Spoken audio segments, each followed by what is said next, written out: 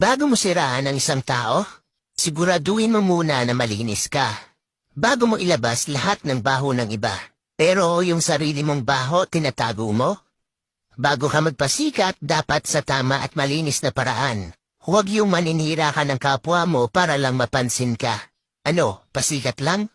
Yan ang mga taong feeling perfect. Ang tingin nila sa sarili nila, napakalinis.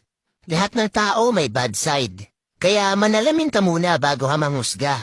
Madami ka namang nagawang mabuti pero sa isa mali, di na nakita yung nagawa mong mabuti sa kanila. Ganon talaga yung mga taong kulang sa pansin. Kahit mali sa mata nyo at labag sa paniniwala nyo, wala pa rin kayong karapatan manghusga ng kahit sino. Hindi nyo alam kung ano ang pinagdaraanan sa buhay ng bawat tao. Lahat tayo ay nagkakamali. Bas hindi ka aya-ayang tignan ang mga taong nagmamalinis.